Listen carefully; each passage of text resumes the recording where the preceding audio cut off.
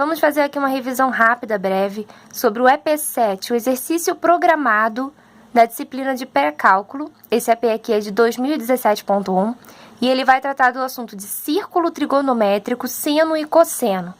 Beleza. Então vamos lá, nesse primeiro tópico aqui, minha apostila tá até com bastantes anotações, né? Eu gosto muito de estudar assim, imprimindo, registrando as minhas anotações, eu acho que eu tenho um rendimento melhor. Mas vamos lá. Arcos e ângulos na circunferência em radianos. Quando cortamos uma circunferência, galera, o que é circunferência, para quem não lembra? Circunferência é o contorno de um círculo, é apenas o contorno, tá? Não é o círculo todo, não é a área do círculo, é o que limita a área do círculo. Quando cortamos um círculo, quando cortamos uma circunferência de raio R, de um raio R quer dizer o quê? De um raio determinado, né? De um raio qualquer. O que é raio? Raio é a metade do diâmetro, só para quem deu uma esquecida. Então, quando a gente corta essa circunferência de um raio qualquer num ponto, cortou em um ponto só, e a desentortamos, obtemos um segmento de reta cuja medida é dada pela fórmula L é igual a 2πr. L é igual a 2π vezes o raio. E essa medida é chamada de comprimento da circunferência. É o comprimento da circunferência todo. Só que como que a gente vai medir se ele está tortinho, né? Então, a gente teria que cortar e esticar essa linha para a gente obter esse comprimento da circunferência aqui. Eu fiz um esqueminha aqui só para a gente entender, mais ou menos ter uma noção. Vamos supor que essa linhazinha branca é a nossa circunferência. Opa, saiu aqui. É a nossa circunferência da moedinha, do círculo da moedinha de 10 centavos. Então, o que o texto está dizendo? Para a gente cortar, como se a gente tivesse cortado, e desentortar. Desentortando, tendo uma linha retinha, a gente ia conseguir ter o comprimento dessa circunferência da moedinha. Ok? Só para a gente ter uma noção breve.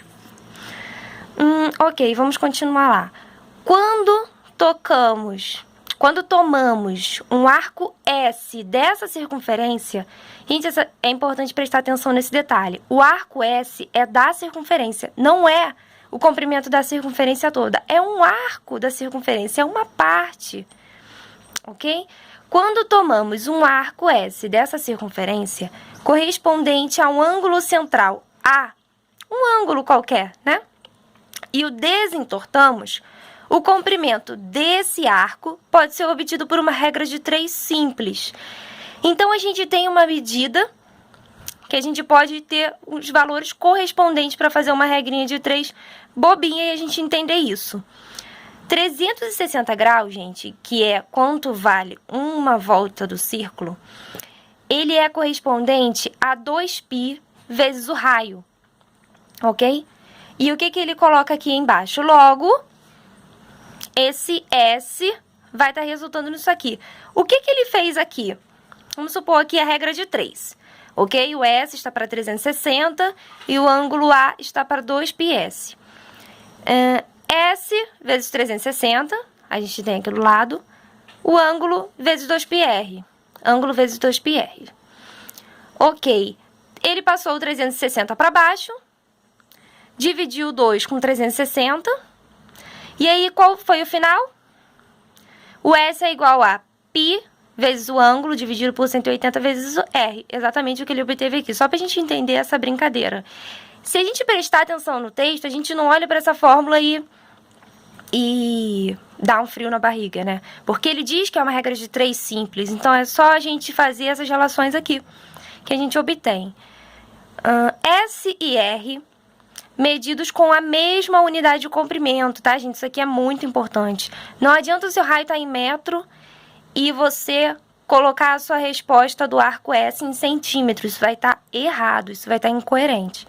Então, S é o comprimento do arco, R é o raio, na fórmula, que ele coloca aqui, da brincadeira, e o A é o ângulo, ok? Mais à frente a gente vai ver que no círculo trigonométrico, ele tem o raio constantemente 1, é sempre 1, ok? No círculo trigonométrico, não em todos, mas conforme o assunto que a gente vai abordar no exercício de EP7, a gente vai ver que todos eles são círculo trigonométrico, então a gente já pode guardar isso no nosso coração. Ok, no primeiro parágrafo aqui da página 2, Observe que se tomarmos a mesma abertura, A, medida em graus, o mesmo ângulo, né, a mesma abertura, em raios R1 e R2. O que ele está querendo dizer com esse raio R1 e R2? Raios diferentes, né? O R1 é diferente do R2. Os comprimentos de arco associados, o S1, aplicando lá a formulazinha para descobrir, e o S2, com a formulazinha, vão ser diferentes. Por que o S1 vai ser diferente do S2? Porque, gente, a gente está falando de raios diferentes. Se o raio é diferente, obviamente, esse valor aqui multiplicado vai ser diferente e vai alterar o cálculo. Aqui eu usei um exemplo. Se eu tenho um raio menor, eu vou ter um S menor. Se eu tenho um raio grandão, um raio valendo 6, eu vou ter um S maior. Aqui eu fiz um outro esqueminha para a gente entender mais ou menos isso. Se a gente quisesse calcular o comprimento da circunferência da moedinha de 1 centavo, que é a menorzinha, e de uma moeda de R$1, é óbvio que esses valores vão dar resultados diferentes, porque a moedinha de 1 centavo, ela é menor, ela tem um raio menor. A moedinha de R$1 é maior. Então, se a gente olhar, mesmo sem cálculo, isso faz sentido, né, gente? Uma moedinha menorzinha vai ter um comprimento de circunferência e a maior vai ter outro comprimento de circunferência. A gente cortar e desentortar, igual diz o EP. Beleza? Só pra gente ter uma noção prática disso. Ok. Eita.